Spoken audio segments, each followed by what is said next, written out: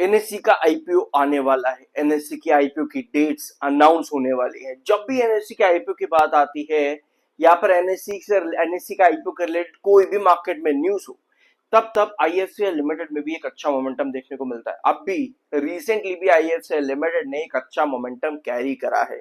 Alright, 72 important base वहां से लेकर के 81 भी कैरी करा और उसके ऊपर भी जाता देखने को मिला आईएफसीएल लिमिटेड।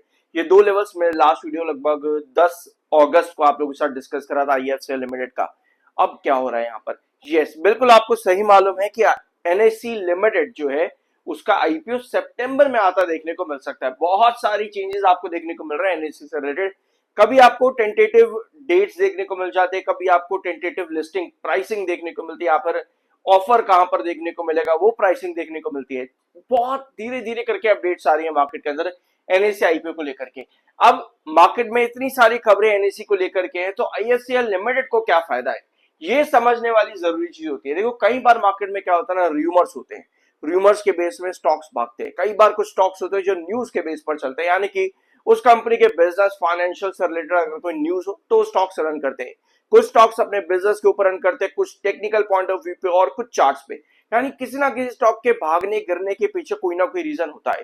फिलहाल आज की डेट में आईएफसीएल लिमिटेड के लिए है एनएससी का आईपीओ, और ये बेनिफिट इनडायरेक्टली देता है आईएफसीआई को। वो कैसे?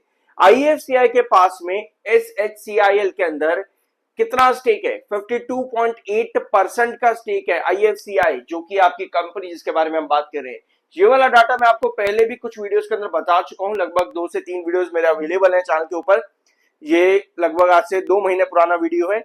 एसएचसीआईएल 4.4% स्टेक है, और क्या बेनिफिट देखने को मिलेगा आईएफसीआई के ऊपर, राइट? और यही चीजें आपको यहाँ भी इस वीडियो के अंदर भी मालूम पड़ रही है। थोड़ा सा हम रिवाइंड कर रहे हैं ताकि आप अगर नए मेरे चैनल पर आए हो तो आपको भी इसके बारे में मालूम हो। अगर मालूम है तो अच्छी बात, अगर नहीं मालूम है तो कमेंट बॉक्स में नो करके अपना जो है आप बता सकते हो कि आपको मालूम था या नहीं मालूम था। सो आईएफसीआई के पास में एचएचसीआईएल का जो स्टेक है 52.8%, यानी कि मेजॉरिटी स्टेक है। अब एचएचसीआईएल के पास में एनएससी का स्टेक है।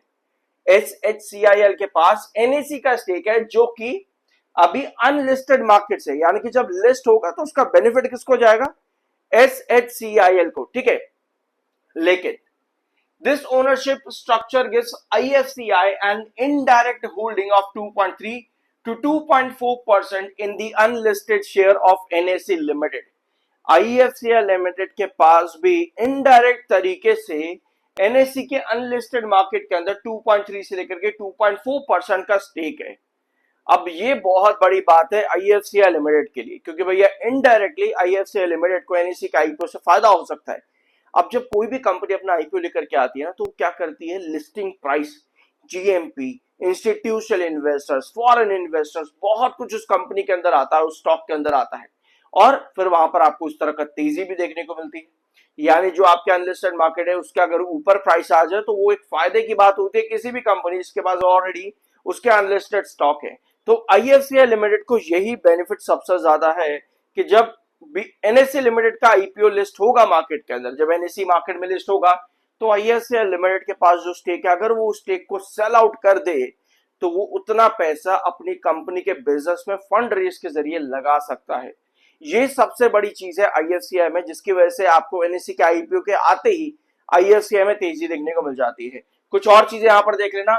हिडन एसेट वैल्यू, जो मैं आपको कह रहा हूं कि जो आईएफसीआई है उसके पास में एनएससी का स्टेक है, तो जब नई लिस्टिंग होती है तो आपको तेजी देखने को मिल सकती है। तो उसमें आईएफसीआई लिमिटेड के एसेट्स वर्थ जो है वो भी इंक्रीज होती देखने को मिल सकती है। एसएचसीआई के अंदर आईएफसीआई का thousands of crore of net worth है, right. Heavily IFCI own overall market capitalization during valuation spikes, IPO speculation and surges, DRHP filings, regulatory hint regarding NSE IPO surface, investor excitement triggers sharp rallies and upper circuits and IFCI share price as traders anticipate massive value unlocking जब NSE Limited list होगा market के अंदर, ठीक है। Whereas एक update company ने, last update जो company ने दी थी 18 अगस्त की, केयर ने अपनी रेटिंग जो है उसको रीअफर्म किया था आईएफसीआई लिमिटेड के डेट रेटिंग को, care BB RWD for bonds, NCDs and bank facilities. ये रेटिंग क्या होती है एक बार हम इसको देख लेते हैं। Alright, CARE double B rating जो होती है वो बताती है स्पेक्युलेटिव क्रेडिट प्रोफाइल। इसका मतलब ये है कि रिस्क प्रोफाइल कितना है, किसी कंपनी को अगर डेट दिया जाए तो कितना वो कंपनी उसको रीपे कर सकती है। It carries a moderately high risk of default regarding the timely servicing of interest and principal obligation. यानी कि जो रेटिंग है डबल बी की आरडब्ल्यूडी के साथ में वो इतनी अच्छी नजर नहीं आई है आईएफसीएल लिमिटेड में, लेकिन फिर भी एनएससी आईपीओ ज्यादा बड़ी चीज है रेटिंग के अलावा, तो उसका मोमेंटम ज्यादा अच्छा देखने को मिल रहा है। ठीक है, नेक्स्ट पॉइंट आता है investment classification. It falls into the non investment grade referred to as high yield junk bond category. Market position, चलिए ट्रिपल बी वाली है, इसको हम यहाँ पर नहीं लेंगे क्योंकि हमारे पास डबल बी की रेटिंग है। सफिक्स आरडब्ल्यूडी क्या होता है, rating watch with developing implications. That means की जो डबल बी की रेटिंग है वो क्रेडिट रिस्क के बारे में बताती है। आरडब्ल्यूडी बताता है कि अगर कंपनी टाइमली इसको चेंज कर पाए, मतलब कि अपने डेट को रीफाइनेंस वगैरह ये सब चीजें पॉजिटिव डायरेक्शन पर कर पाए, तो आरडब्ल्यूडी के अकॉर्डिंग ये रेटिंग को चेंज भी किया जा सकता है। ऑलराइट, तो रेटिंग्स के बारे में सब चीजें मालूम होनी जरूरी है, क्योंकि कई बार कंपनीज के अंदर बहुत खराब रेटिंग मिलती है और इन्वेस्टर को उसके बारे में पता ही नहीं होता, और फिर वो एंट्री करता है और दिखता है शेयर गिर रहा होता है और फिर भैया ऑपरेटर गेम चिल्लाते हैं। फॉर इसके एग्जांपल्स की बहुत सारी कंपनीज मार्केट में अवेलेबल है, आप चाहो तो जाकर के रेटिंग्स जरूर देख लेना कंपनीज के बारे में। टेक्निकली 78.3 पर एमएफआई जो कि थोड़ा सा बेरिश है, 65.4 पर आपका आरएसआई है।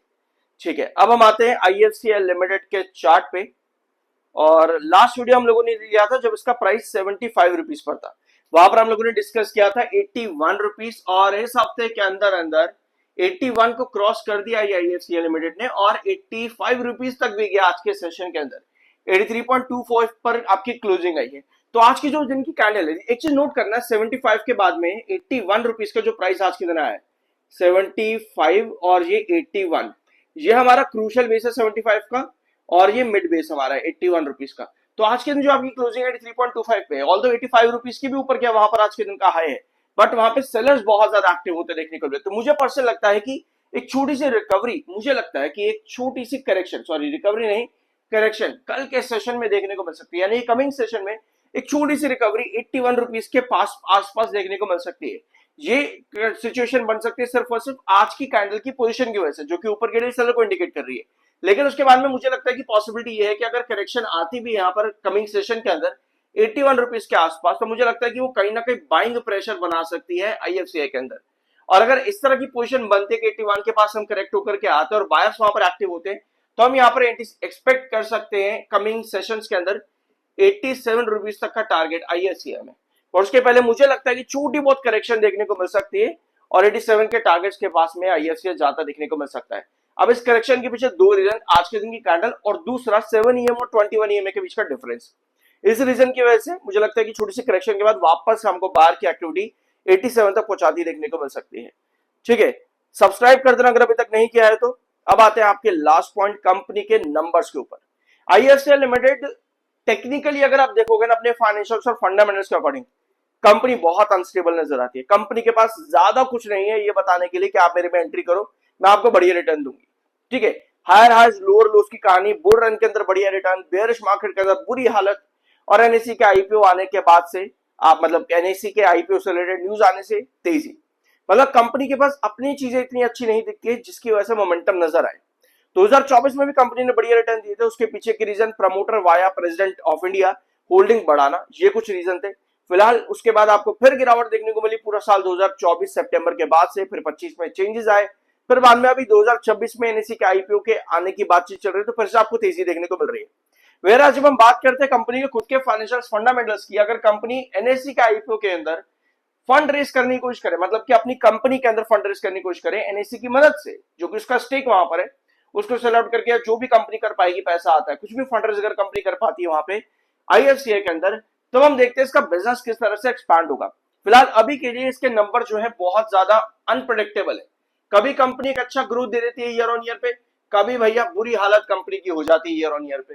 19.67% नेगेटिव रिवेन्यू ग्रोथ कंपनी का गया, और प्रॉफिट ग्रोथ भी इसी तरह से आपको कंपनी का बहुत अनप्रेडिक्टेबल देखने को मिलता है, -17, -94 ईयर ऑन ईयर बेसिस, -268।